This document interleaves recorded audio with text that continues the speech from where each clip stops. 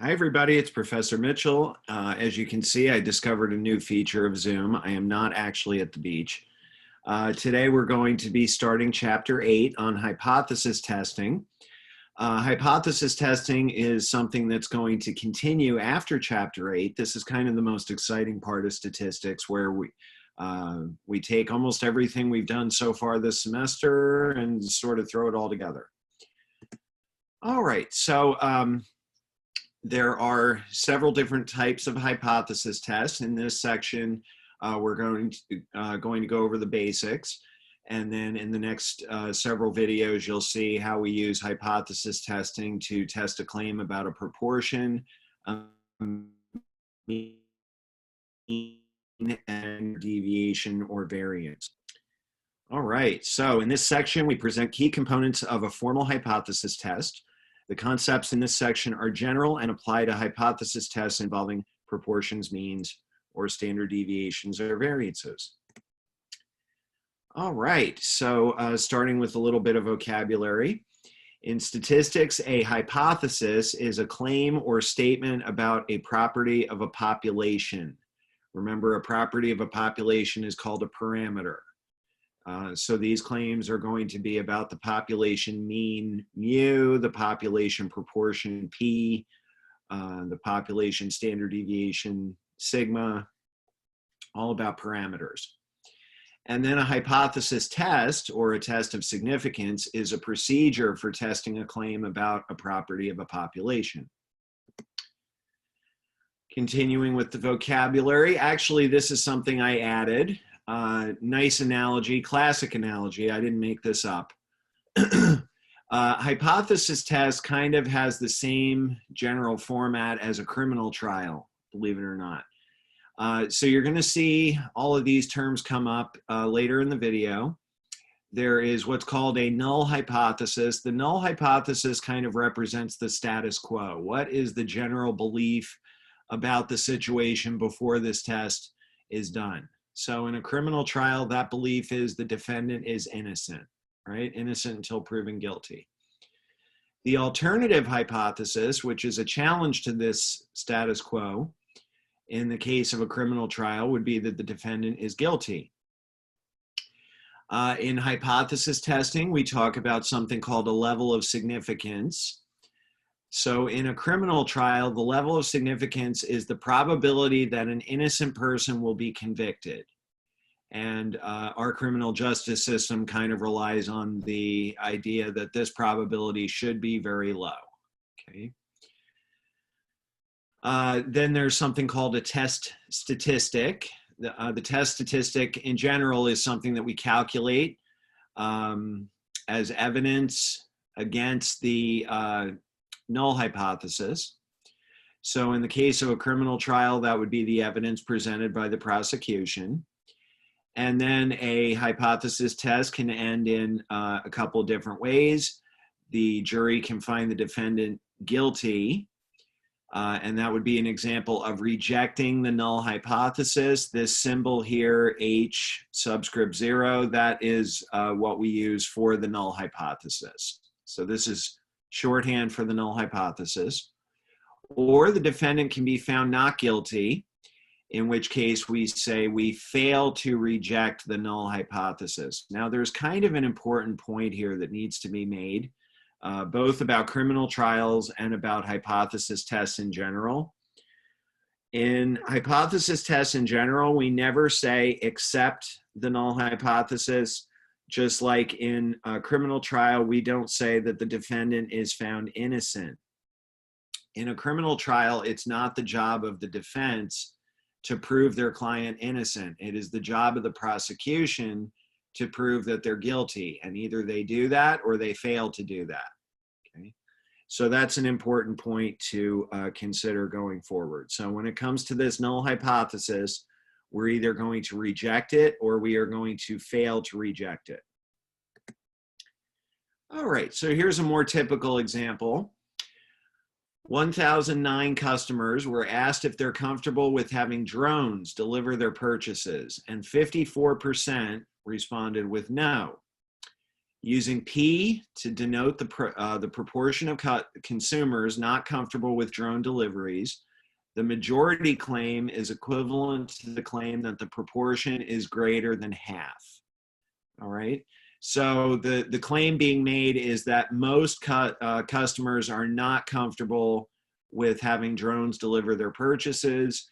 We surveyed 1,009 consumers and found that 54% of them are not comfortable with drones. So the question is that sufficient evidence to support this claim that most consumers don't want drones? Okay. All right. So we have the claim that the proportion P is greater than 0.5. Among 1,009 consumers, how many do we need to get a high number who are not comfortable with drone delivery? All right. So we've been using that concept of a number of outcomes being significantly high or significantly low for some time now. So for example, if we found that 506 consumers, 50.1%, said they weren't comfortable with drones, I think we could all agree that that's not significantly high. However, if we had 1,006 out of 1,009, 99.7%, that would be definitely significantly high. Okay, but what about this 54%? So where is the sort of boundary line between significant and not significant? So we will be able to answer that question pretty soon. Okay, there are various ways of using technology to aid with conducting hypothesis tests. I may show you a little bit of that, but well, for example, I don't use most of these programs. I do use the TI-83 or TI-84 sometimes. But then there are also programs like StatDisk, Minitab, and StatCrunch. Okay. So if you examine these 4 screen displays, we see some common elements. They all display a test statistic of Z equals 2.55, and they all include a p-value of 0.005. And we will talk about what that means here in a little bit. So hypothesis tests are also called tests of significance. In section 4.1, we used probabilities to determine when sample results are significantly low or significantly high. This chapter formalizes those concepts in a unified procedure that is used often throughout many different fields of application. So back to our null hypothesis. The null hypothesis, which is denoted again by H0, H sub 0, is a statement that the value of a proportion parameter, such as proportion mean or standard deviation, is equal to some claimed value. So in the case of the survey about drones delivering purchases, the null hypothesis would be P equals 0.5. The alternative hypothesis, denoted by either H sub 1 or H sub A or H sub capital A, is a statement that the parameter has a value that somehow differs from the null hypothesis. So there are 3 different situations that we're going to be looking at, and here they are. Sometimes the alternative hypothesis will say that the parameter is greater than some value. Sometimes it'll say it's less than some value, and other times it'll just say that it's not equal to that value. Okay, this is kind of hard to see. Let me see, can I zoom in on this at all? I'm not sure I know how to do that. Okay, well, hopefully you can see this. We'll be going through this process many times, so you'll see it again and again. The first step is to identify the claim to be tested and express it in symbolic form. Then give the symbolic form that must be true when the original claim is false. And then we identify our null and alternative hypotheses. So remember, the alternative hypothesis is the one that does not contain equality. So it's either going to be greater than, less than, or equal. The null hypothesis is the symbolic expression that the parameter equals the fixed value being considered. Next, we select our significance level.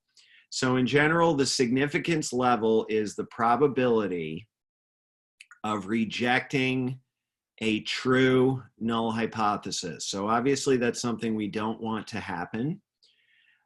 So we're going to be talking later about what are called type 1 and type 2 errors. You have to consider which of those errors would be more serious in the situation you're in, and that will help you choose the significance level. If you're in a statistics class, the significance level will usually be given. Okay, so notice it says the values of 0.05 and 0.01 are very, very common significance levels. Then you identify the test statistic. They give you 3 examples here. Identify the test statistic that is relevant to the test and determine its sampling distribution. So the examples they have are normal, t, and something called chi-square, which we're going to look at for the first time in section 8.4. And then I'm not going to get into this, I don't think, right now. There are 2 different approaches for conducting a hypothesis test. I am going to show you both of them. One is called the critical value method. The other is called the p-value method. And after you are all finished, you will make a decision about whether or not to reject your null hypothesis. And you're going to state that decision in simple, non-technical terms. All right, nice everyday English. Okay, now first they talk about something called the confidence interval method, which is kind of nice because it relates it to what we were just doing in chapter 7. So when you use the confidence interval method, you just can construct a confidence interval and see whether that confidence interval includes the value in your null hypothesis. We did an example that was kind of like this. I believe it had to do with number of adults who had, or percentage of adults who had Facebook pages. And we found that the confidence interval went from like 40.5% to 45.5%. And we asked a question, would you feel confident in saying that less than half of adults have Facebook pages? And we decided that we would feel confident saying that because that interval did not include 50%. So that's exactly what this confidence interval method is. Okay. So notice that they have these 3 different significance levels. And they're giving you, excuse me, confidence levels for both 2-tailed tests. A 2-tailed test is what you do when the alternative hypothesis says not equal. That's the only time it's a 2-tailed test. It's going to be a 1-tailed test when the alternative hypothesis says either less than or greater than. Because a confidence interval estimate of a population parameter contains the likely values of that parameter, reject a claim that the population parameter has a value that is not included in the confidence interval, just like the Facebook example that we did back in chapter 7. All right, so use the original claim to create a null hypothesis and an alternative hypothesis. So step 1, let's see. This is what was in that chart earlier that was a little hard to read. Step 1 is to identify the claim to be tested and express it in symbolic form, and then give the symbolic form that must be true when the original claim is false. Consider these 2 symbolic expressions. The alternative hypothesis is the one that does not contain equality. So it's either going to have a less than, greater than, or not equals. Null hypothesis is the expression that the parameter equals the fixed value being considered. All right, so given the claim that the majority of consumers are uncomfortable with drone delivery, let's apply steps 1, 2, and 3. So step 1, the claim to be tested. using P to denote the probability of selecting a consumer uncomfortable with drone delivery. The claim that the majority is uncomfortable with drone delivery can be expressed in symbolic form as P is greater than 0.5. And then give the symbolic form that must be true when the original claim is false. If the original claim is that P is greater than 0.5 is false, then P is less than or equal to 0.5 must be true. Okay. So now we have two statements. One says P is greater than 0.5. One says P is less than or equal to 0.5. So the one that does not contain equality, P is greater than 0.5, that's going to be the alternative hypothesis. The null hypothesis is the statement that the parameter equals this fixed value. So notice, and this, not every book does it this way, but your book always, always, always makes the null hypothesis just contain an equal sign. It would be less than or equal. Okay, then we come to the significance level. The significance level, which is called alpha for a hypothesis test, is the probability value used as the cutoff for determining when the sample evidence constitutes significant evidence against the null hypothesis. By its nature, the significance level alpha is the probability of mistakenly rejecting the null hypothesis when it is true. Okay. And I think we mentioned that earlier. So again, the significance level alpha is the probability of rejecting the null hypothesis when the null hypothesis is true. So the significance level alpha is the same alpha that we talked about in chapter 7, where we defined a critical value. Common choices for alpha are 0.05, 0.01, and 0.1. The most common is 0.05.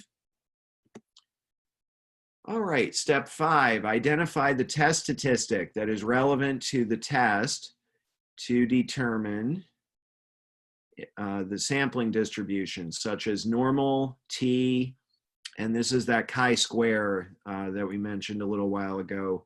You'll see that for the first time again in section 8.4. All right, the table on the following slide lists parameters along with the corresponding sampling distributions. Okay. So if you're testing a claim about a proportion, you use the normal distribution for that. The requirements are that n times p and n times q are both greater than or equal to 5. And your test statistic is z equals p hat minus p divided by the square root of pq over n. Okay. So that's the one we're going to be using first officially in section 8.2. Next, we have a claim about a mean. Normally, a claim about a mean is going to use t as the test statistic. This is in the case where sigma is unknown, which is the most common situation. And remember in chapter 7, we said that the original distribution either had to be normally distributed or the samples had to be large, at least 30. And then this is the test statistic for t, for the claim about a mean sigma unknown situation. And then in the last section, we touched a little bit on the situation where sigma is known. That doesn't happen as often, but in that case, you use z. And then the test statistic looks almost the same as the one for t, just with sigma in place of s. All right, and then we will talk about this situation at the end of the chapter. We skipped section 7.3. Which is the first place that we would have seen this chi-square distribution. So we'll spend a little bit more time when we get to section 8.4 talking about this. Okay, the claim P is greater than 0.5 is a claim about the population proportion P. So we're going to use the normal distribution, provided that the requirements are satisfied, and they are. N times P, which is 1009 times 0.5, definitely bigger than 5. And that's the same for n times q, right? If p is 0.5, then q is also 0.5. So those are both much, much bigger than 5. Step 6 is to find the value of the test statistic and either the p-value or the critical values. Generally speaking, you do not have to find both. It depends on which approach you're using. All right, so let's talk about this test statistic. That is a value used in making a decision about the null hypothesis. So it's found by converting the sample statistics, such as p hat or x bar or s, to a score such as z, t, or chi-square, with the assumption that the null hypothesis is true. So this is sort of like innocent until proven guilty, right? All throughout the test, we proceed with the assumption that the null hypothesis is true. All right, so we have a claim about the population proportion P. We have n equals 1,545. So P hat is 0.54. With the null hypothesis, P equals 0.5. We're working under that assumption, which means that Q is also 0.5. So when you evaluate your test statistic, skipping down here, Z equals P hat minus P, and then divide by the square root of PQ over N. You get this expression here, which comes out to 2.54. Okay. Notice it is a little sensitive to rounding. It came out to 2.54 because they rounded this sample proportion to 0.540. If they had kept a more precise value, Z would have come out to be 2.55, okay? It doesn't make that much difference. Okay, that brings us to the critical region. The critical region, also known as the rejection region, is the area corresponding to all values of the test statistic that cause us to reject the null hypothesis. There are 3 different kinds of critical regions, depending on whether your test is what's called two-tailed, left-tailed, or right-tailed. A two-tailed test is when your null or your alternative hypothesis has the not equal symbol in it. And in that case, the critical region is at both ends under the curve, whichever curve you're using. So this curve could be normal, it could be t-distribution, or it could be chi-square. If your alternative hypothesis has a less than symbol, that's called a left-tail test. Your critical region is just on the left side. And if your alternative hypothesis says greater than, that's a right-tailed test. Critical region is on the right side.